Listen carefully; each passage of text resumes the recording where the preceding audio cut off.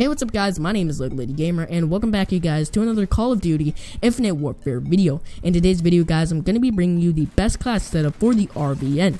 So if you guys didn't know, a couple of days ago, Infinity Ward released their first set of DLC weapons for Infinite Warfare, and they included 3 new weapons. So we have the RVN, which is a 2-round burst, fully automatic assault rifle, and then we have the UDM, which is a fully automatic ballistic pistol, and they also included the axe as a melee weapon. But anyway guys, one thing that I'm very happy about with Infinity Ward is they released these guns completely free for everybody to use. So if you have the season pass, you get this stuff for free, but if you don't, then you do have to complete 2 simple challenges in order to get these guns, but they're not anything hard or something like that. And also one thing that I do have to say, I'm very sad they didn't make the axe as a melee weapon that they have. They didn't make it free for everybody to use. You do have to unlock that with a supply drop, but nevertheless, today guys, I'm going to be showing you the best class setup for the RVN and what I think are the best attachments to use for this gun. So if you guys do enjoy this video, I'd really appreciate a like rating. That would really help me out. And if you guys are new here to my channel, make sure you do definitely subscribe for some more Call of Duty content. But anyway, let's get straight on to today's video. So the RVN is definitely one of the most intriguing weapons of Infinite Warfare. So this gun is a 2-round burst fully automatic assault rifle, and what that means is you don't have to burst fire with this gun, you just simply have to hold it down.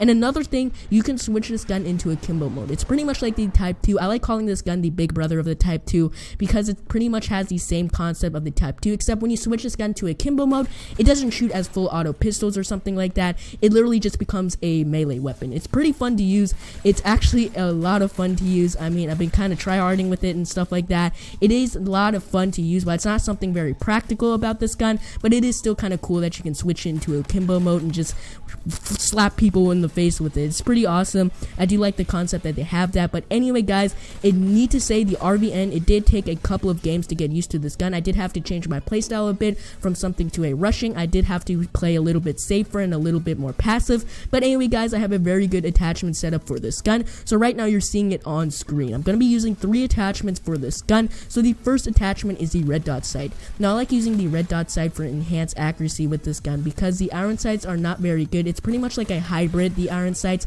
They just don't really feel comfortable with me. I really suggest putting on a red dot sight or an ELO sight or even a Trojan sight. It literally doesn't matter. Whatever optic sight suits you, just use it. I mean, it's definitely very helpful. It's going to enhance your accuracy a lot. So that's why I use the red dot sight. Now for the second attachment, and this is a very vital attachment to have with this gun to make it very good, it's quick draw. Now when I first used this gun, I didn't use quick draw at all. In fact, I used stock, but I find out you need quick draw with this gun because in those close range and medium range gunfights, you're going to be seeing that you're losing them a lot more often without quick draw, and that's just because people are just rushing you because they know you have a burst fire weapon. When you have a burst fire weapon, quick draw is a very important attachment to have, so you get the first burst on the enemy, and once you get that first burst on the enemies, it's most likely that you're going to kill them. I would say 85% of the time you're most likely going to kill the person once you get the first burst on the enemy. That's why I feel it a need to have quick draw. Now the second attachment is going to be foregrip, of course. Now I like foregrip with this gun. Even though this gun doesn't have too much recoil, I still find like it's a need to have foregrip, especially at those longer range gunfights. The recoil does kick in vertically and also side to side. It's kind of weird, the recoil pattern with this gun, but I do feel like it's a need to have grip just to reduce that recoil as much as possible. Now I do run a secondary with this gun. I do run the Oni pistol. Now you could also use any pistol you want. It literally doesn't matter. It's not mandatory. You could use the EMC or the Hornet or whatever gun you like. It's just whatever pistol you like. It literally doesn't matter.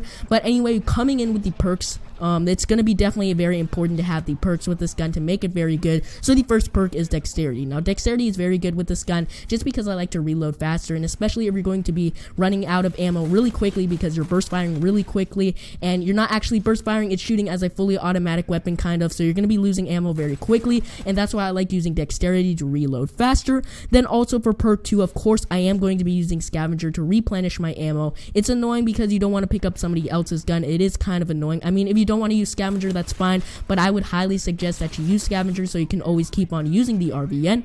Now for perk 2, also I'm using hardline just to get my score streaks a little bit faster. Now you could also have an alternative to this. For perk 1, you could also run ghost instead of hardline, but I like hardline just because I'm not really mainly focusing on staying alive, or I mean not mainly focusing on staying off the UAV minimap. I'm just kind of focusing on getting more kills, so that's why I have the hardline perk. And then for perk 3, I'm using hardwired. Now hardwired is very good because because if there is a counter UAV up in the air, of course it is very annoying when you see your UAV map getting jammed.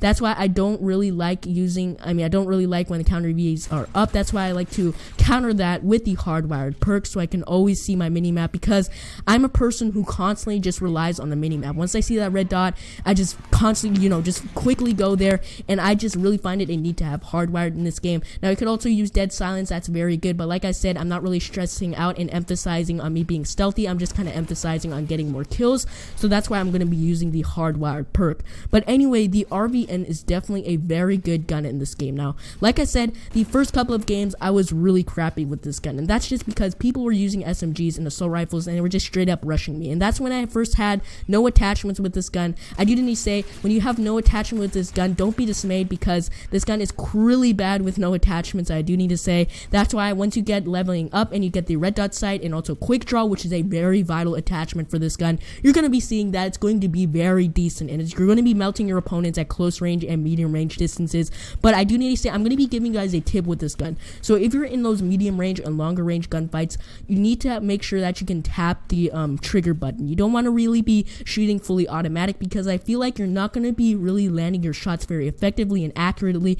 It's just better to burst fire with this gun at medium range and long range distances. But I would say if you're in those close range engagements, I would just fully hold down the trigger button, because you're going to be a lot more effective, and it's going to be increasing your chances of winning a gunfight. But at those medium range and longer range distances, you do need to be burst firing, because it's a lot more effective. You're going to be landing your shots, and that's really what my main struggle was with this gun, is that people were just melting me up close and also at medium range and longer range distances. That's why it's very important that you need to have it and shoot it in steady bursts. So anyway, the RVN is definitely a very good gun, and it does have some potential, and I do like using this gun a lot. It's definitely a very fun gun, and I'm very excited that they actually made this gun completely free for everybody to use. All you have to do is get 200 kills with an energy-based assault rifles, and then you also have to have an accessory on the gun gained through weapon prestige. It sounds like a really weird challenge, but the best gun to use for this challenge is the Volk, hands down. It's definitely a very good energy based assault rifle. But anyway, that's pretty much going to wrap up the video for the RVN.